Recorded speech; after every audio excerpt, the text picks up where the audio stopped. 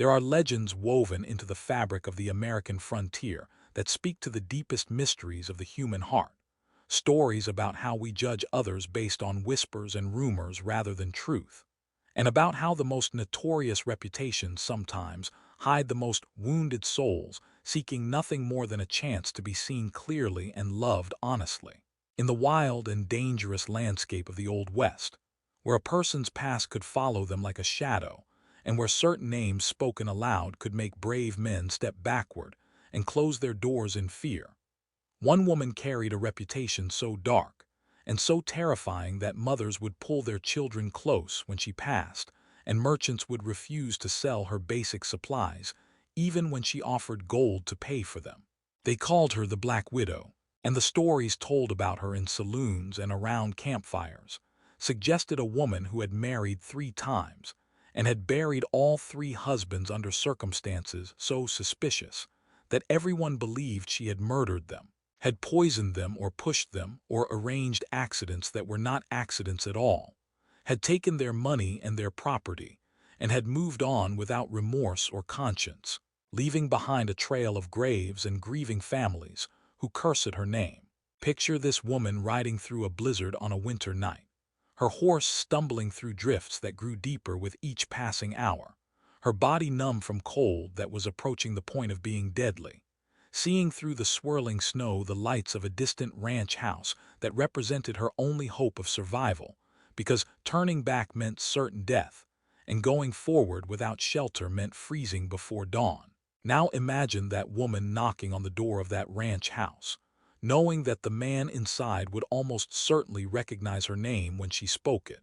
knowing that he might refuse her entry and leave her to die in the storm, but having no choice except to ask for mercy from a stranger because pride means nothing when you are minutes from death. Picture the rancher who answered that door,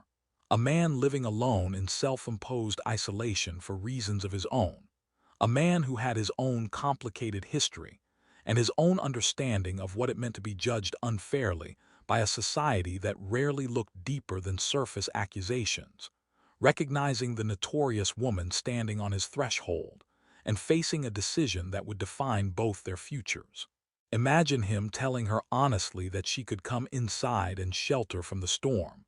but that his small house had only one room with only one bed, a statement meant to give her the chance to refuse if such an arrangement made her uncomfortable, expecting her to choose the storm over such intimate proximity to a stranger. But instead of backing away or expressing fear or outrage, the Black Widow smiled, a smile that held layers of meaning and emotion that would take years to fully understand, and spoke words that carried both courage and vulnerability, saying simply that one bed was perfect, that she was not afraid, that she had faced far more frightening situations than sharing space with a man who at least had the decency to warn her about the limitations of his hospitality, rather than pretending they did not exist. What happened during that storm-locked night, and in the days and months and years that followed, would prove that sometimes the people society condemns most thoroughly are the ones most deserving of our compassion, that sometimes the darkest reputations hide the brightest capacity for love and loyalty, and that sometimes two people who should never have trusted each other can build something rare and beautiful precisely because they both understand what it means to be misjudged and rejected by a world that refuses to see beyond the stories it tells about you. The year was 1876, and the territory of Wyoming stretched across plains and mountains where winter arrived early and departed late, where the wind never stopped blowing, and where isolation could drive people to madness, or to a kind of peace that came from learning to exist without the constant judgment and interference of others. The woman who rode toward that distant ranch house through the killing storm had been born Margaret Rose Sullivan in the Irish slums of New York City 33 years earlier, the youngest daughter of immigrants who had fled famine in Ireland, only to find different kinds of starvation in America, who had worked themselves to early graves trying to provide for 7 children in a world that offered Irish Catholics little beyond contempt and exploitation. Margaret had grown up understanding that women had few paths to security in a world designed to keep them dependent and vulnerable, that marriage was often less a matter of love than a matter of survival, that a woman alone faced choices that ranged from difficult to impossible with little room for dignity or independence in between. She had married for the first time at 19 to a man named Patrick Flynn, a longshoreman who had seemed strong and capable but who had turned out to possess a temper made worse by drink, which was most of the time. The marriage had lasted 4 brutal years during which Margaret had learned to hide bruises beneath long sleeves and high collars, had learned to move quietly and speak carefully around Patrick's explosive rages, had learned that marriage could be a prison from which escape seemed impossible, because divorced women were considered damaged goods, worthy only of contempt and exclusion. Patrick's death had come during a dock fight when he had been thrown into the harbor by other workers tired of his constant aggression, and had drowned before anyone could or would pull him out, leaving Margaret a widow at 23 with relief that she tried to hide behind appropriately sorrowful expressions at his funeral. But people noticed that she did not seem sufficiently devastated, that she sold Patrick's few possessions quickly, and moved on without the extended mourning period that society expected of widows. And whispers began to circulate suggesting that perhaps Margaret had been involved somehow in Patrick's death, had paid someone or arranged circumstances. Whispers that had no basis in fact, but that took root, because people wanted to believe dramatic stories more than they wanted to believe simple truths about accidents and bad luck. Her second marriage had been to a merchant named Thomas Whitfield, a man 15 years older than Margaret who had seemed kind and steady, and who had promised her security and respect, things that had been completely absent from her first marriage. For 3 years, Margaret had believed she had finally found some measure of peace and stability, had worked beside Thomas in his shop, had saved money carefully, had begun to imagine a future that did not involve constant fear and struggle. But Thomas had been a gambler in secret, had been losing money for years to card games and bad investments, had accumulated debts that Margaret knew nothing about because he had hidden that part of his life from her completely. When Thomas died from what the doctor called a failure of the heart, Margaret had discovered not only that she was widowed again, but that she was responsible for enormous debts that creditors immediately began demanding she pay. The timing of Thomas's death, coming just days before creditors would have seized everything he owned, struck some people as suspiciously convenient, and the whispers that had followed Margaret from her first marriage now became louder and more vicious, suggesting that she had poisoned Thomas to escape the debts, that she was a woman who killed husbands when they became inconvenient, that she was dangerous and calculating, and utterly without conscience. No evidence supported these accusations, and no charges were filed. But the damage to Margaret's reputation was severe and permanent, making it impossible for her to continue living in New York, where everyone had heard the stories and believed the worst. Margaret had moved west, hoping to escape her reputation, and in St. Louis she had met and married John Carson, a widower with a cattle ranch in Wyoming who was looking for a wife to share his life and his work. John had been a genuinely good man, one of the few people who had listened to Margaret's story and had chosen to believe her innocence rather than the gossip, who had taken her west to his ranch, where they had built a partnership based on mutual respect and shared labor. For 5 years, Margaret had worked beside John raising cattle and maintaining the ranch, had cared for him as the lung disease that he had hidden from her during their courtship gradually worsened, had nursed him through his final illness with devotion that anyone who witnessed it knew was real and deeply felt. But when John died, leaving his ranch and all his property to Margaret in a will that excluded his adult children from his first marriage, those children had been enraged, had contested the will, and had spread vicious rumors throughout Wyoming that Margaret had poisoned their father, had manipulated him into changing his will, had murdered him just as she had supposedly murdered her previous husbands. The legal battle had been long and ugly, and while Margaret had ultimately prevailed and kept the ranch because John's will was properly executed and his children's claims had no legal merit,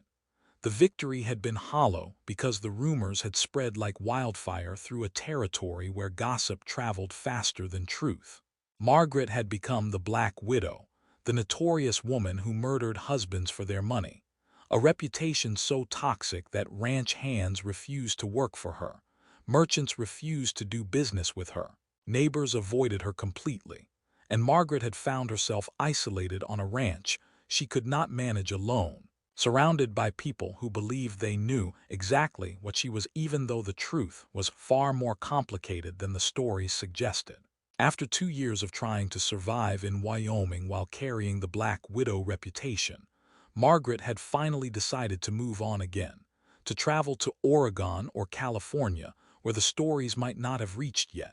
where she might be able to start over under a different name and build some kind of life. She had sold the ranch for far less than its value because potential buyers knew she was desperate,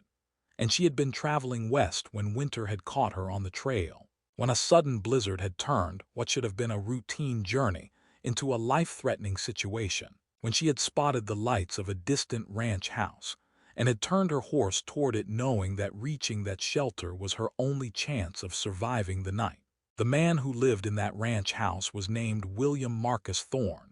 called Marcus by the few people who spoke to him with any familiarity, though most just called him Thorne and kept their distance because he made it clear through his manner and his choices that he preferred solitude to company and silence to conversation. Marcus was 41 years old and had been living alone on his Wyoming ranch for the past 9 years, ever since circumstances that he discussed with no one had driven him from Massachusetts, where he had been a professor of literature at a prestigious university, teaching the works of great writers and living a life that seemed secure and comfortable and entirely conventional. What had driven Marcus west had been a scandal involving a female student who had accused him of improper conduct, accusations that were completely false, but that the university had chosen to believe because protecting their reputation mattered more than protecting a professor who insisted on his innocence, but could not prove it definitively. Marcus had been dismissed without a formal trial, without opportunity to truly defend himself. His name destroyed and his career ended, facing a future where he would never teach again, because the scandal would follow him wherever he went in academic circles. The woman who had made the accusations had later admitted to friends that she had lied, because Marcus had given her a failing grade she felt was unfair. But by then the damage was irreversible, and Marcus had already left the East for a place where his past and his reputation might not follow him. Marcus had used his savings to buy a small ranch in Wyoming, land that was cheap because it was remote and difficult to work, and he had taught himself ranching through trial and error and books, and occasional advice from neighbors who thought he was odd but who recognized that he worked hard and minded his own business. He had built his house with his own hands, a modest structure that reflected his practical nature and his lack of interest in impressing anyone,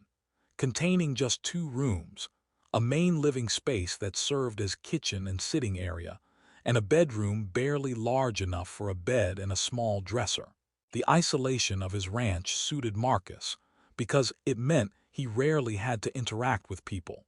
rarely had to risk forming connections that might lead to more betrayal and disappointment. Marcus had grown accustomed to his solitary life over 9 years, had convinced himself that he preferred it, that avoiding other people meant avoiding the pain that other people inevitably caused. He rose early each day, worked his land and tended his small herd of cattle, read books in the evening by lamplight, went to bed alone and woke alone, and told himself this was contentment rather than loneliness, that isolation was safety rather than slow death of the spirit. He went to the nearest town perhaps once every 2 months for supplies, spoke only as much as necessary to conduct business, ignored the curious looks from people who wondered about the Eastern professor who had become a hermit rancher, and returned to his isolated home with something that felt like relief. On the evening when Margaret knocked on his door, Marcus had been reading by the fire, trying to ignore the increasing howl of the wind and the snow that was beginning to pile against his windows, knowing that a bad storm was developing, but feeling secure in his solid house with adequate supplies and no need to venture outside until the weather cleared. The knock startled him because he had no neighbors close enough to visit casually, and because traveling in such weather was dangerous to the point of stupidity. And his first emotion when he opened the door and saw a woman standing there half frozen was irritation that someone had been foolish enough to be caught out in such conditions. But irritation transformed immediately into concern and obligation, because whatever foolishness had led this woman to his door, she was clearly in immediate danger of freezing to death, and Marcus could not in good conscience turn anyone away to die in a storm regardless of his preference for solitude. He pulled the woman inside, directed her toward the fire, took her horse to his small barn where the animal would at least have shelter from the wind, and returned to find the woman beginning to thaw, snow melting from her coat and hat, her face showing the exhaustion and relief of someone who had been certain they were going to die. It was only when the woman introduced herself, speaking her full name with a kind of resigned defiance, as if she expected immediate rejection, that Marcus understood who was in his house. He had heard the stories about Margaret Carson, about the Black Widow who had buried 3 husbands under suspicious circumstances, gossip that had reached even his isolated ranch, because such scandalous tales spread quickly through communities hungry for drama and excitement. Marcus felt his mind racing through questions about whether he was now in danger, whether he had just invited a murderer into his home, whether his charitable impulse was going to result in him becoming the Black Widow's 4th victim. But as Marcus looked at Margaret, seeing her obvious exhaustion and vulnerability, seeing the wariness in her eyes that suggested she expected rejection and judgment, he found himself thinking about his own experience of being falsely accused and condemned, about how it felt to have people believe the worst about you based on stories rather than evidence, about how isolation felt when it was imposed by others rather than chosen. He told Margaret honestly that he had heard the stories about her, that he knew what people said, but that she could stay until the storm passed because he would not send anyone out to die regardless of their reputation. He explained that his house was small, that he had only 1 bedroom with 1 bed, that if she stayed the night they would need to manage sleeping arrangements that were unconventional and potentially compromising, giving her the information she needed to make an informed choice about whether to stay or to risk the storm. Marcus expected Margaret to refuse, expected her to choose the uncertain danger of the storm over the certain impropriety of sharing close quarters with a strange man. But instead she smiled in a way that made her entire face change, made her look younger and softer, and somehow more real than the notorious figure he had been imagining. She told him that 1 bed was fine, that she was not afraid, that she had survived far worse situations than spending a night in close quarters with a man who had at least been honest about the limitations of his hospitality. Her response surprised Marcus and disarmed him, challenged his assumptions about what a supposedly dangerous woman would say or do, created a moment of unexpected connection that neither of them had been seeking, but that both recognized as significant. The blizzard that had driven Margaret to Marcus's door proved to be one of the worst storms of the winter, lasting not just 1 night but 3 full days and nights, winds howling with such force that the house shook, snow piling so high against the walls that Marcus had to dig out the door each morning just to check on his animals in the barn, temperatures dropping so low that ice formed on the inside of windows, despite the fire that burned constantly in the hearth. Marcus and Margaret were trapped together in the small house, forced into proximity that revealed far more about each other than either had intended to share, building a foundation of understanding that would prove stronger than either of them could have imagined during those first awkward hours. They began with practical matters, with Marcus showing Margaret where things were stored and how to help with basic tasks like cooking and maintaining the fire, with both of them being scrupulously polite and maintaining as much physical distance as the small space allowed. But as the first day stretched into evening, And as the storm showed no signs of diminishing, practical conversation gradually gave way to more personal exchanges, with long silences broken by questions and stories that revealed depths neither had intended to expose to a stranger. Margaret told Marcus the truth about her 3 marriages, speaking with a directness that suggested she was tired of hiding and defensive about her past, describing Patrick's violence and Thomas's gambling and John's genuine love, explaining how circumstances and timing had created a narrative of murder that bore no resemblance to the reality of her life. She told him about the loneliness of carrying a reputation that made people fear her, about the exhaustion of constantly having to defend herself against accusations that could never be definitively disproven, because proving a negative is impossible, about the grief of losing John, who had been the first man to truly see her and value her, and who she had loved deeply, only to have even that loss transformed into evidence of her supposed crimes by people determined to believe the worst. Marcus listened without interrupting, hearing in Margaret's story echoes of his own experience of false accusation and social condemnation, recognizing the particular pain that comes from knowing you are innocent but being unable to convince others of that innocence, because they prefer the dramatic story to the mundane truth. He told Margaret about his life in Massachusetts, about his career as a professor, and the student who had lied about him, about how quickly his entire world had collapsed when accusations were made, about how institutions he had served faithfully for years had abandoned him without real investigation, because protecting themselves mattered more than protecting him. He told her about the isolation he had chosen in Wyoming, about how he had convinced himself that avoiding people meant avoiding pain, about how he had gradually realized that the safety he thought he had found in solitude was actually a different kind of death, slower but no less final than any other. As they talked through that first day and into the night, Marcus and Margaret discovered that they shared not just similar experiences of condemnation, but also similar values and interests, that they both loved literature and history, that they both had sharp, observant minds that analyzed the world around them with a mixture of humor and sadness, that they both carried wounds that had never properly healed, because healing requires being seen clearly by someone who cares enough to help with the painful process of recovery. The conversation flowed with surprising ease, punctuated by comfortable silences that felt intimate rather than awkward, creating a sense of connection that neither had experienced in years. When exhaustion finally claimed them as midnight approached, the question of sleeping arrangements that had loomed over the entire day now had to be addressed practically rather than theoretically. Marcus offered to sleep on the floor, to give Margaret the bed and to make do with blankets near the fire,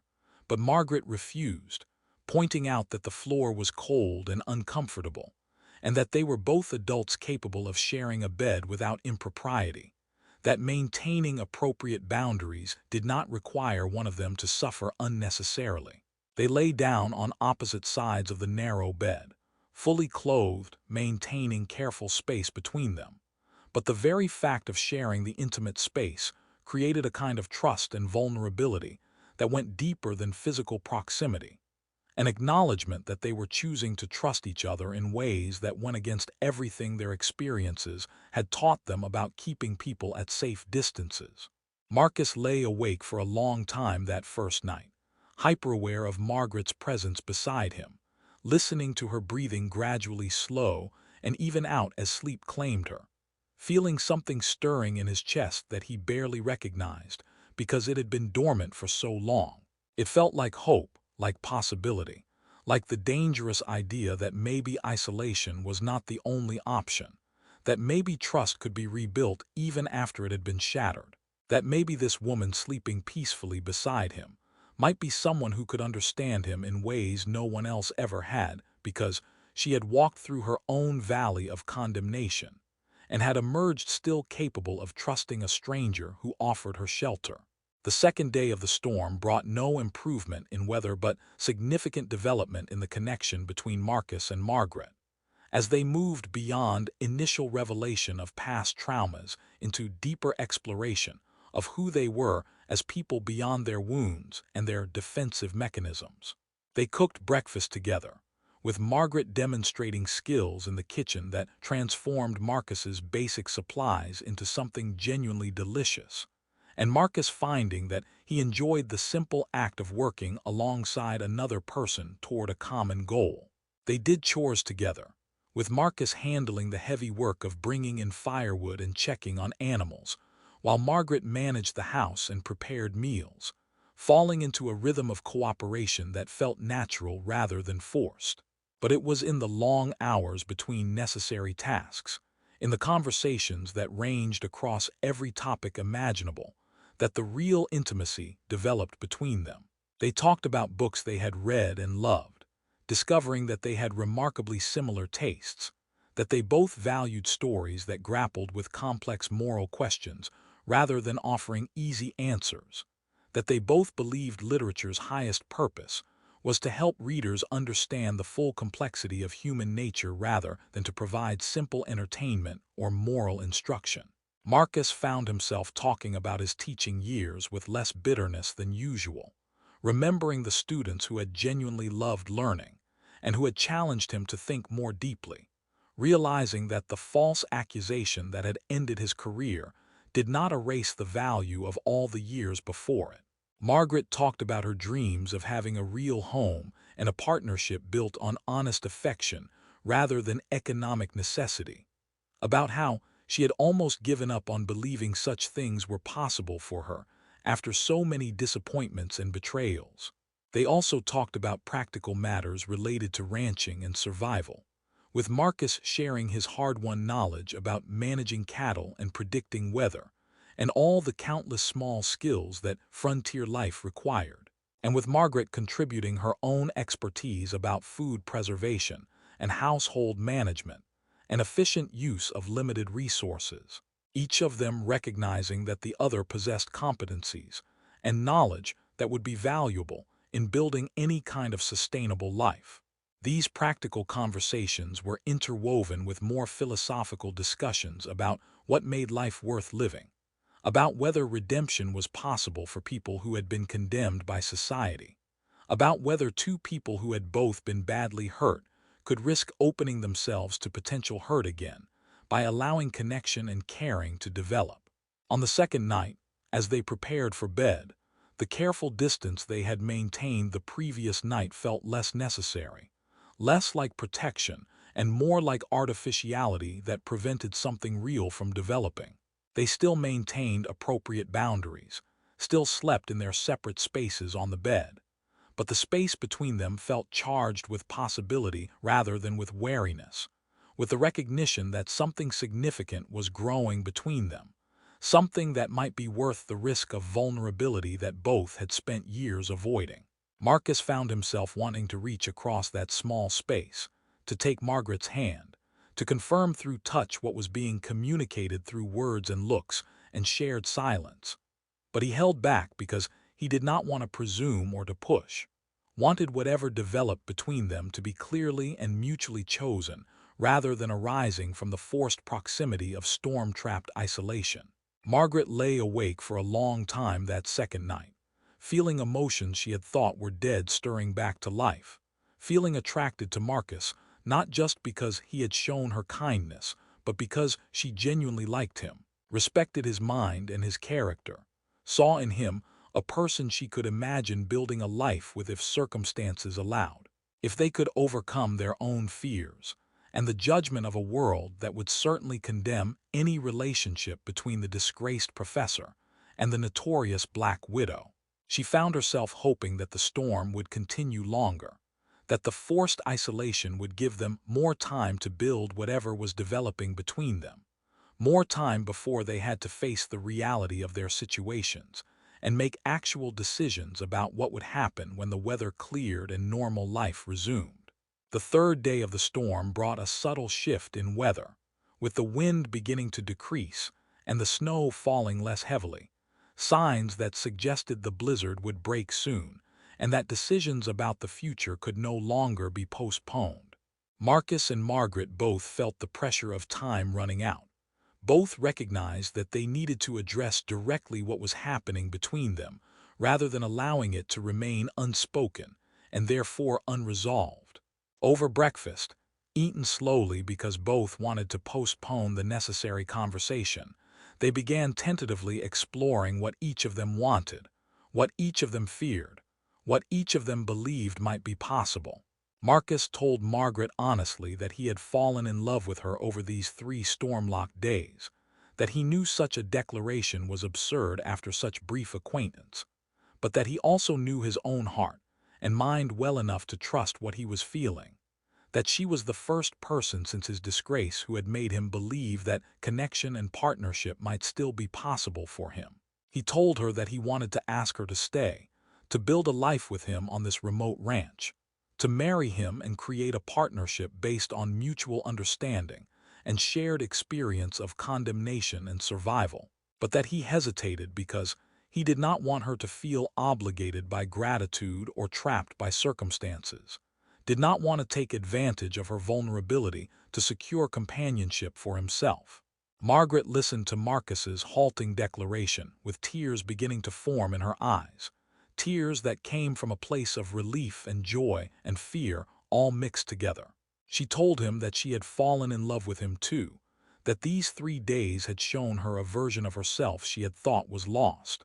a version that could laugh and trust and hope again, that Marcus had seen her clearly and had chosen to value her despite knowing everything about her past and her reputation. She told him that she wanted to stay, wanted to build a life with him, wanted to face whatever judgment and difficulty the world might throw at them, but that she also needed to be honest about her fears, about her terror of losing someone else she loved, about her worry that her notorious reputation would damage him and his already fragile standing in the community. They talked through the morning and into the afternoon, working through fears and hopes and practical considerations, building a foundation of honest communication that would serve them well in the years to come. They acknowledged that their relationship would face enormous challenges, that people would assume Margaret had trapped or seduced Marcus, that his reputation would be further damaged by association with the Black Widow, that they would face isolation and judgment, and possibly even danger from those who believed the stories about Margaret and who might take it upon themselves to punish her or to warn Marcus away from her. But they also recognized that they had both already lost so much, had already faced the worst kinds of condemnation and isolation, that facing those challenges together would be easier than continuing to face them alone, that partnership built on genuine understanding and affection was worth fighting for even when the world opposed it. By evening of that 3rd day, as the storm finally began to truly break, and as stars became visible through thinning clouds, Marcus and Margaret had made their decision. Margaret would stay. They would marry as soon as weather allowed them to reach town, not because propriety demanded it, but because they genuinely wanted to formalize their commitment to each other, to declare publicly that they were choosing each other despite all the excellent reasons to make safer choices. They understood that their decision would be controversial and that they would face significant opposition, but they also understood that living authentically and choosing love required courage, required being willing to defy convention and expectation in service of building something real. When weather cleared enough for travel, Marcus and Margaret rode together to the nearest town, a small settlement called Timber Ridge that served the scattered ranches in the region, and they went directly to the office of Justice of the Peace William Henderson to request that he perform a marriage ceremony. Henderson's face went through a series of expressions as Marcus explained what they wanted, cycling from surprise to concern to what looked like disapproval, and he asked to speak with Marcus privately before agreeing to perform any ceremony. Henderson pulled Marcus aside and told him bluntly that he had heard the stories about Margaret Carson, about the Black Widow who supposedly murdered her husbands, that he needed to be certain Marcus understood what he was doing and was not being deceived or manipulated by a dangerous woman. Marcus responded to Henderson's concerns with calm firmness, telling the justice that he knew Margaret's full history, that he had heard all the stories and had chosen to investigate them himself rather than simply accepting gossip as truth, that he was completely certain about his decision to marry her and would not be dissuaded by warnings based on unproven accusations and malicious rumors. Henderson, seeing that Marcus was determined and recognizing that he had no legal grounds to refuse to perform the ceremony since both parties were adults acting of their own free will, agreed somewhat reluctantly to marry them, though he made clear his belief that Marcus was making a terrible mistake that would likely end badly. The ceremony itself was brief and businesslike, with Henderson's wife and the town clerk serving as required witnesses. No celebration or romance surrounding the event, but rather a sense of solemn commitment as Marcus and Margaret exchanged vows that acknowledged the difficulties ahead while affirming their choice to face those difficulties together. When Henderson pronounced them married, Marcus kissed Margaret gently, a kiss that sealed their partnership and declared their defiance of a world that said they should not be together, and they left the justice's office as husband and wife, ready to face whatever consequences their choice would bring. The reaction from the community was swift and harsh, with people warning Marcus that he had signed his own death warrant, that the Black Widow would kill him as she had supposedly killed her previous husbands, that he was a fool to trust someone with such a dark history. Some people expressed genuine concern, while others seemed almost eager to predict disaster, as if confirming their worldview required Marcus's downfall and Margaret's continued condemnation. A few brave souls offered congratulations and support, people who either knew Margaret well enough to doubt the stories, or who simply believed that everyone deserved a chance at happiness regardless of their past. But these supportive voices were definitely in the minority. Marcus and Margaret returned to the ranch and began building their life together, working side by side to improve the property and to create a home that reflected both their contributions and their partnership. Margaret's skills and knowledge transformed the ranch, with her expertise in household management and food production making daily life more comfortable and efficient, while her intelligence and insight helped Marcus make better decisions about livestock and land use. Marcus provided security and partnership and genuine affection, treating Margaret with respect and consideration that she had rarely experienced, valuing her opinions and her contributions, making her feel like a true partner rather than a subordinate or a possession. The months and years that followed their marriage proved to be the happiest period of either of their lives, with the isolated ranch becoming a sanctuary where they could be themselves without fear of judgment, where they could build a relationship based on honest communication and mutual support. They expanded the ranch, improved their herds, created a sustainable operation that provided comfortable living without requiring the kind of constant, desperate struggle that had characterized Marcus's earlier solo efforts. They read together in the evenings, with Marcus sharing his love of literature and Margaret revealing a sharp analytical mind that had been denied formal education, but that was capable of sophisticated engagement with complex ideas. They talked about everything and nothing, building the deep, intimate knowledge of each other that comes from years of daily interaction and genuine interest in each other's thoughts and feelings. The true test of their relationship and of Margaret's character came 15 years after their marriage, when Marcus developed a serious illness that left him bedridden for months, requiring constant nursing care and creating circumstances that would have been perfect for a supposed murderer to finish off her latest victim while making it appear natural. The same people who had warned Marcus not to marry the Black Widow now watched carefully for signs that Margaret would hasten his death, some even expressing their suspicions openly, suggesting that she should not be allowed to care for him alone, that someone should monitor the situation to ensure Marcus's safety. Marcus himself addressed these concerns with furious anger rare for his normally calm temperament, telling anyone who would listen that Margaret had saved his life through her devoted nursing, that she had sat by his bedside day and night, that she had fought for his recovery with fierce determination,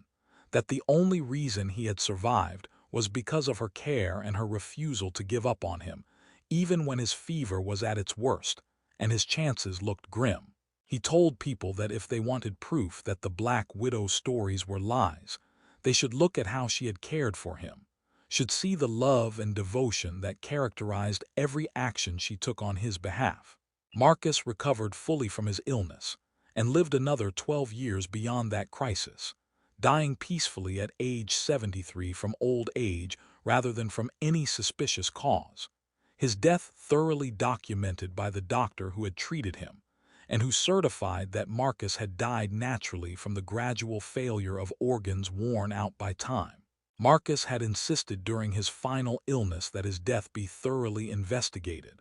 had demanded that an autopsy be performed if there was any question about the cause, had wanted to ensure that no shadow of suspicion could fall on Margaret,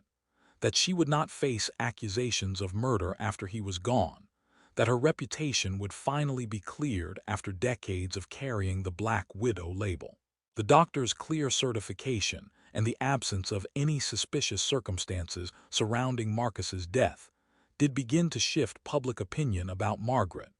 with some people finally acknowledging that perhaps the stories about her had been exaggerated or false, that perhaps she had been unfairly condemned based on coincidence and malicious gossip rather than on actual evidence of wrongdoing. Margaret herself had proven through decades of faithful partnership and devoted care for Marcus that she was capable of genuine love and loyalty,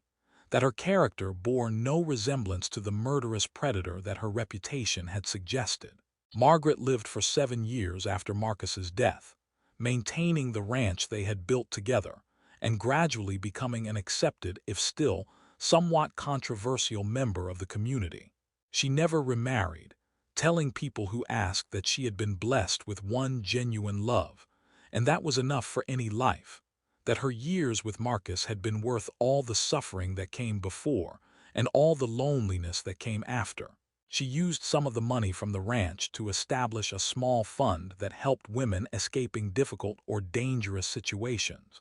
women who needed resources to start over, women who were being judged harshly for choices they had made or circumstances they faced, giving to others the kind of second chance that Marcus had given to her. When Margaret died at age 67,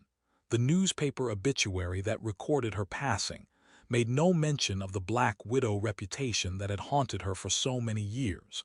choosing instead to describe her as the devoted wife of Marcus Thorne, and as a woman known for her charity and her strength of character. She was buried beside Marcus on their ranch, the two of them together in death as they had been in life, their graves marked with simple stones that recorded their names and dates without needing to say more, because their lives together had spoken more eloquently than any epitaph could capture. The story of Marcus and Margaret became a legend in Wyoming, told as an example of how reputations can be wrong, how love can flourish in unlikely soil, how two people who society had condemned and cast aside could build something beautiful and lasting by choosing to trust each other when no one else would. Their example inspired others who faced judgment and condemnation to believe that redemption was possible, that one person's willingness to see clearly and to trust bravely could make all the difference, that the end of one story could become the beginning of something better if you had courage to write a new chapter. In the harsh and judgmental world of the American frontier, where reputations were formed from gossip, and where redemption seemed impossible for those who carried notorious names, the story of Marcus Thorne and Margaret Carson stands as powerful testimony to the transformative power of looking beyond rumors to see the person underneath, of choosing connection over safety, of building love from the ruins of shattered lives. Marcus could have turned Margaret away when she knocked on his door, could have let fear and caution keep him from offering more than minimal temporary shelter, could have protected himself from association with someone so notorious and so universally condemned. But Marcus chose differently, chose to see Margaret clearly despite the stories, chose to recognize in her someone who understood his own experience of false accusation and social condemnation, chose to build a partnership that defied every expectation and proved every critic wrong. Margaret could have continued running, could have kept trying to escape her reputation by moving from place to place, could have accepted that society had decided who she was and that resistance was futile. Instead, she chose to stop running, chose to accept Marcus's offer of partnership despite knowing it would mean facing continued judgment, chose to prove through decades of faithful, loving partnership that the Black Widow was nothing but a cruel myth created by people who preferred dramatic stories to mundane truths. Together, they built something rare and precious, a relationship based on genuine understanding and mutual respect, a partnership that survived every test and that ultimately changed how people thought about both of them. Their legacy reminds us that the people society condemns most thoroughly are often the ones most deserving of our compassion and our willingness to look beyond surfaces to discover truths that gossip obscures. It reminds us that reputation is often built on incomplete information and malicious interpretation rather than on facts, that believing the worst about people is easy, while seeing them clearly requires effort and courage. Most powerfully, their story demonstrates that love built on honest understanding and shared experience of suffering can be stronger than love built on easier foundations, that choosing someone whom the world says you should reject requires a kind of courage that most people never have to summon, and that sometimes the perfect arrangement is not the one that looks conventional or safe, but the one where two people see each other completely, accept each other fully, and choose each other deliberately despite every reason to make easier choices. When Margaret smiled and said she was not afraid of one bed, she was declaring something profound about trust and courage and the willingness to be vulnerable with someone who might hurt you, but whom you choose to believe will not. And that choice, made in a moment but sustained through decades, proved to be the foundation of a love that redeemed two lives, and that continues to inspire everyone who hears their story and understands that sometimes the greatest adventures begin not with safety, but with the courage to say yes when wisdom says you should say no.